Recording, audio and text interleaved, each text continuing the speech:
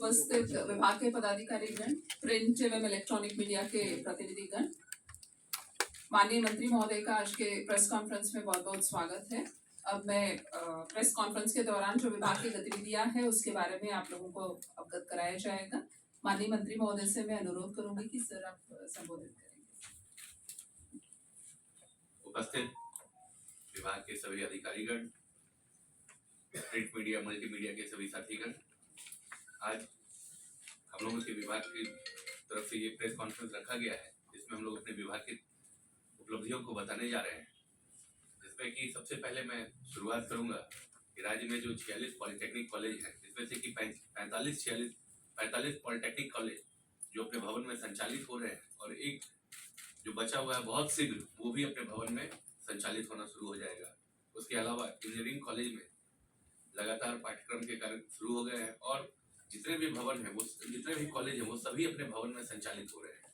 2020-21 तक में तकरीबन 16 कॉलेज अपने भवन में संचालित हो रहे थे और आज के दिन में सभी अपने भवन में संचालित हो रहे हैं और अच्छे पाठ्यक्रम के साथ सभी में पढ़ाई पठन पाठन की व्यवस्था की गई है, फैकल्टीज की व्यवस्था की गई है।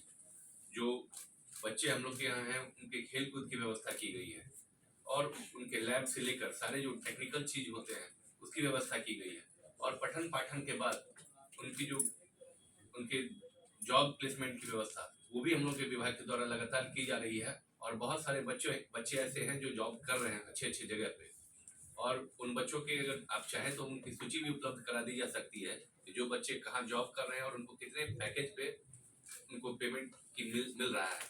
ये सब उपलब्धियां हैं हम लोग के विभाग की तरफ से। उसके अलावा आज जो हमारा तारामंडल है वो पूरे हिंदुस्तान में सबसे उत्कृष्ट तारामंडल उसको कह सकते हैं।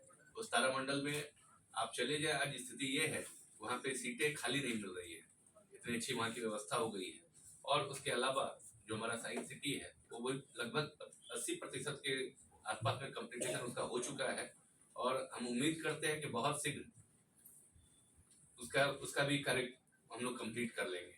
ये सब हमारा शेष है, यही हम लोग के विभाग की उपलब्धियां हैं और अगर कुछ आप जानना चाहें तो हमारे पास प्रेस नोट है। लिटरल एंट्री जो हुई है उसमें आरक्षण का पालन किया गया है क्या सर? वो जितने भी नामांकन हमारे यहाँ होते हैं वो सभी में आरक्षण के नियम का पालन किया जाता है, चाहे वो लैटरल एंट्री हो या रेगुलर एंट्री। मैं ये जानना चाहूँगा कि वो लैटरल एंट्री है क्या? सर हम बता देते हैं सर, ये जो इंजीनियरिंग कॉलेजेस है जहाँ बीटेक की पढ़ाई होती है उसमें जो पूर्णांकित छात्र की संख्या होती है उसका 10% रिजर्वेशन होता है for lateral entry from polytechnic colleges and जो डिप्लोमा यानी पॉलिटेक्निक कॉलेजेस में जो पढ़ाई होती है उसमें 10% लैटरल एंट्री होता है IITI के बच्चों की। तो दोनों में, इंजीनियरिंग में पॉलिटेक्निक वालों के लिए 10% लैटरल एंट्री होता है और पॉलिटेक्निक में ITI के छात्रों के लिए लैटरल एंट्री होता है। इसमें भी रिजर्वेशन का पालन किया जाता है। मतलब जो बच्चे IIT छोड़ करके आना चाहते होंगे, ITI में जो अपना कोर्स कंप्लीट करते हैं, जो मेरिटोरियस छात्र होते हैं उनको पॉलिटेक्निक में लैटरल एंट्री होता है और पॉलिटेक्निक के छात्र 3 इयर्स के कोर्स के बाद मेरिट के बेसिस पे उनको बीटेक में लैटरल एंट्री होता है, सीधे सेकेंड ईयर में एंट्री होता है।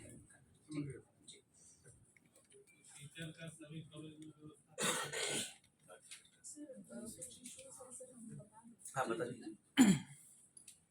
माननीय मंत्री महोदय ने जो बताया है हमारे डिपार्टमेंट के बारे में, कुछ इश्यूज है जो हम आपके सामने रखना चाहेंगे। बेसिकली आप जानते हैं कि हमारे डिपार्टमेंट का जो ऑब्जेक्टिव है, एक तो हमारा टेक्निकल एजुकेशन की क्वालिटी में इम्प्रूवमेंट लाना और दूसरे हमारे जो छात्र छात्राएं हैं उनमें एक साइंटिफिक टेम्पर डेवलप करना या विज्ञान के प्रति उनमें अभिरुचि पैदा करना। ये बेसिकली हमारे विभाग के 2 उद्देश्य हैं और 7 निश्चय के तहत 7 निश्चय 1 और 7 निश्चय 2 दोनों में विभाग में कार्य किया गया है। 7 निश्चय 1 में जैसे सर ने बताया 38 हमारे इंजीनियरिंग कॉलेजेस है हर जिला में, सभी का अपना बिल्डिंग बन चुका है और अपने बिल्डिंग में ये कार्यरत भी है और हमारे 46 पॉलिटेक्निक कॉलेजेस है, 45 अपने बिल्डिंग में चल रहे हैं और जो एक बचा हुआ है वो भी बहुत जल्द अपने बिल्डिंग से काम करना शुरू कर देगा। इंफ्रास्ट्रक्चर में हम लोगों ने ध्यान दिया है क्योंकि माननीय मंत्री महोदय का ये निर्देश था कि ये पूरी तरह से आवासीय रहे। हम लोगों ने वहाँ फैकल्टी के लिए भी हम लोगों ने रेसिडेंसेस डेवलप करना प्रारंभ कर दिया है। जहाँ पे रेसिडेंसेस अब कम पड़ रहे हैं वहाँ पे अतिरिक्त रेसिडेंसेस के लिए भी हम लोग काम कर रहे हैं। उसके अलावा हम लोगों ने स्टूडेंट्स के लिए अच्छे क्वालिटी का लेबोरेटरी सेटअप किया है, कंप्यूटर साइंस लैब्स सेटअप हुए हैं, लाइब्रेरीज है, वर्कशॉप्स है, सारे इंफ्रास्ट्रक्चर की सुविधाएं हर कॉलेज में, वो चाहे इंजीनियरिंग कॉलेज हो या पॉलिटेक्निक कॉलेज हो, वहां पे उपलब्ध करा दिए गए हैं। हर कॉलेज में वाईफाई की कनेक्टिविटी है, क्योंकि आप लोग समझते हैं कि टेक्निकल एजुकेशन के क्षेत्र में बहुत सारे कोर्सेज ऑनलाइन करने पड़ते हैं, बहुत सारा ऑनलाइन एक्टिविटीज करना पड़ता है। उसको ध्यान में रखते हुए हाई एंडेड वाईफाई कनेक्टिविटी हमने हर कॉलेजेस में उपलब्ध कराया है।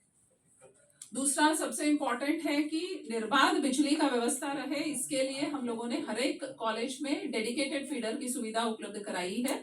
बहुत जल्द सब जगह पे लगभग काम कंप्लीट है, कुछ जगहों पे काम अभी प्रारंभ किया गया है।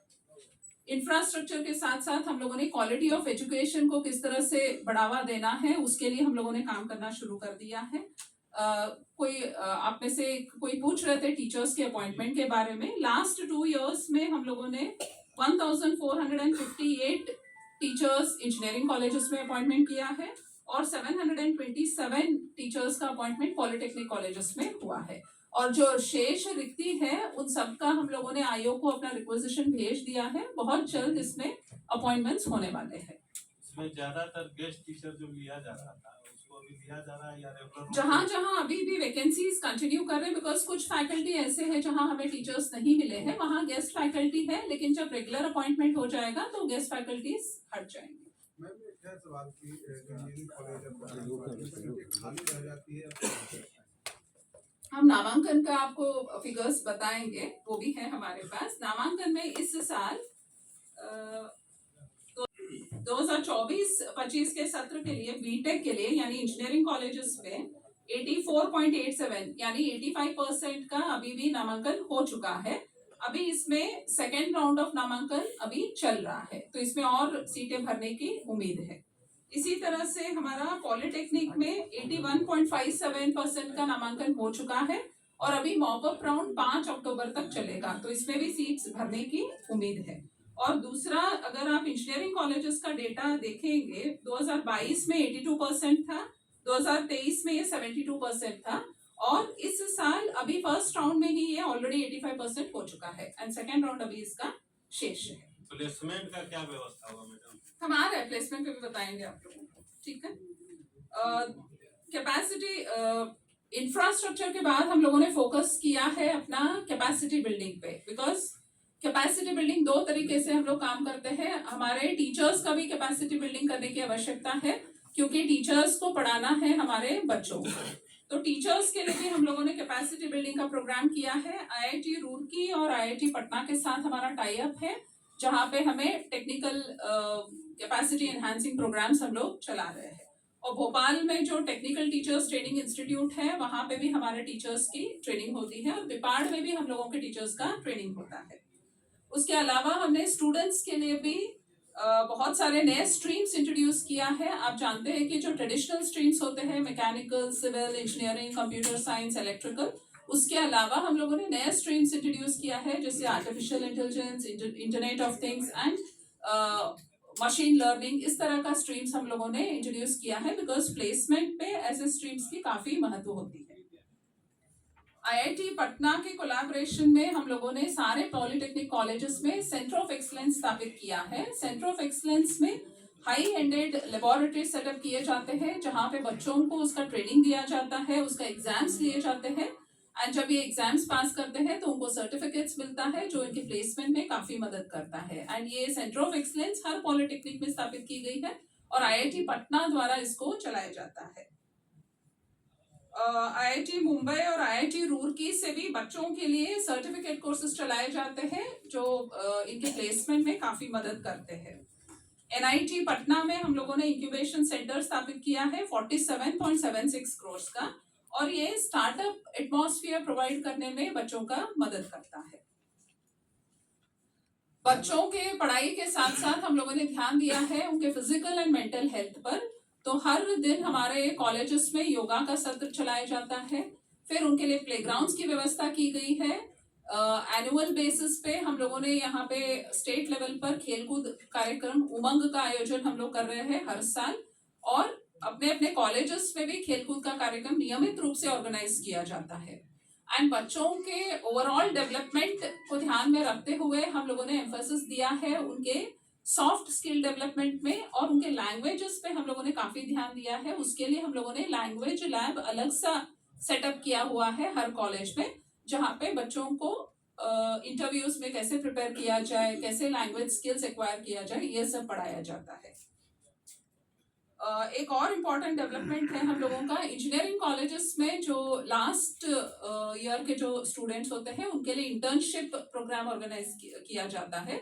2 महीने का इंटर्नशिप प्रोग्राम होता है, और हमारे जो पब्लिक सेक्टर यूनिट्स है, कॉर्पोरेशंस है स्टेट गवर्नमेंट के, उसमें उन लोगों को इंटर्नशिप का प्रोग्राम ऑर्गेनाइज किया जाता है, और उसके लिए 10,000 रुपए प्रति स्टूडेंट वो कंसर्न संस्था को भी हम लोग अवेलेबल कराते हैं, क्योंकि इंटर्नशिप प्रोग्राम इंजीनियरिंग कॉलेजेस के करिकुलम का एक हिस्सा रहता है।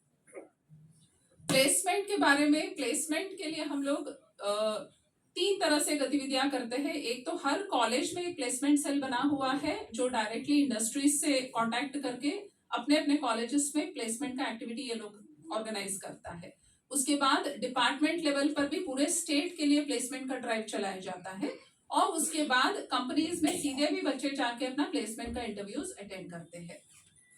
के कोलैबोरेशन में, क्योंकि सेंटर ऑफ एक्सीलेंस अब स्थापित हो गए हैं, हम लोगों ने प्लेसमेंट पर भी आईआईटी पटना का मदद लिया है, एंड इसके काफी अच्छे रिजल्ट्स आए हुए हैं।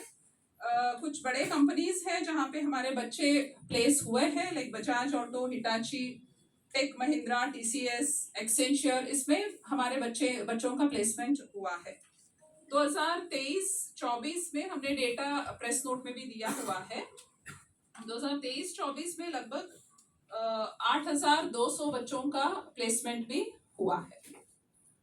एक नया इनिशिएटिव हम लोगों ने लिया है, बिहार इंडस्ट्रीज एसोसिएशन के साथ हम लोगों ने वर्कआउट किया है कि लोकल जो हमारे यहाँ इंडस्ट्रियल यूनिट सेटअप है उसमें भी हमारे बच्चों को कैसे एब्जॉर्ब किया जा सकता है, उसके लिए हम लोग इनिशिएटिव ले रहे हैं। उसके बाद गया एंड भागलपुर में जो टेक्सटाइल सेक्टर्स है वहां पे हम लोगों के पॉलिटेक्निक के बच्चों को किस तरह से प्लेसमेंट हो सकता है उस पर भी हम लोग वर्कआउट कर रहे हैं, क्योंकि हमें बिहार इंडस्ट्रीज एसोसिएशन से भी इसमें इनपुट मिला हुआ है कि ये एरिया वहां के लिए यूजफुल हो सकता है। इसके अलावा भी स्टार्टअप्स को भी हम लोग प्रमोट कर रहे हैं। हमारे 35 इंजीनियरिंग कॉलेजेस में स्टार्टअप सेल गठित हो गया है, और 34 स्टार्टअप ऐसे हैं जहां पे इंडस्ट्री विभाग द्वारा इनको सीड मनी 10 लाख रुपए इंडस्ट्री विभाग द्वारा दिया जाता है। ये सीड मनी 34 स्टार्टअप को मिला हुआ है, एंड ये स्टार्टअप हमारे जो है 8-10 स्टार्टअप ऐसे हैं जो बहुत अच्छे काम कर रहे हैं, और उसमें से 2-4 लोगों का ऑलरेडी रजिस्ट्रेशन भी हो चुका है। इसके अलावा हमारा जो साइंटिफिक टेम्पर डेवलप करने का या साइंस में जिज्ञासा डेवलप करने के उद्देश्य से जो सर ने बताया तारामंडल के बारे में, इसमें 2 चीज और नया कर रहे हैं हम लोग। एक वर्चुअल रियलिटी और एक 3D थिएटर डेवलप हो रहा है national council of science museum के द्वारा, एंड ये फरवरी 2025 तक ये कंप्लीट होने की संभावना है। और इसी तरह से पटना के सैदपुर में हमारा साइंस सिटी डेवलप होने वाला है, जिसका सिविल कंस्ट्रक्शन काम लगभग पूर्ण हो चुका है, और उसमें एग्जिबिट का काम लगाने का कार्य भवन निर्माण विभाग द्वारा किया जा रहा है। बहुत जल्द ये भी काम कंप्लीट हो जाएगा। हमारा बिहार इंजीनियरिंग यूनिवर्सिटी की स्थापना भी की गई है, अच्छे से इसमें काम चल रहा है। और हमारे पॉलिटेक्निक कॉलेजेस का जो रेगुलेशन होता है वो state board of technical education द्वारा किया जाता है। एंड मैं आप लोगों को बताना भी चाहूंगी कि 3 स्ट्रीम्स में अभी हमारा जो पॉलिटेक्निक कॉलेज है पटना का, जो प्रिंसिपल साहब यहाँ पे उपस्थित है, 3 स्ट्रीम्स में इनको नेशनल बोर्ड ऑफ एक्रेडिटेशन से एक्रेडिटेशन इनको मिला हुआ है, and it is very good thing because बच्चों के प्लेसमेंट्स में भी ये काफी इंपॉर्टेंट होता है। बहुत सारे रिसर्च प्रोजेक्ट से ये लोग जुड़ सकते हैं। तो इस तरह से हम लोग अपना टेक्निकल एजुकेशन का क्वालिटी इंप्रूवमेंट के लिए हर संभव प्रयास हम लोग कर रहे हैं। मैम एक सवाल है कि 5 रुपया और 10 रुपया फी है,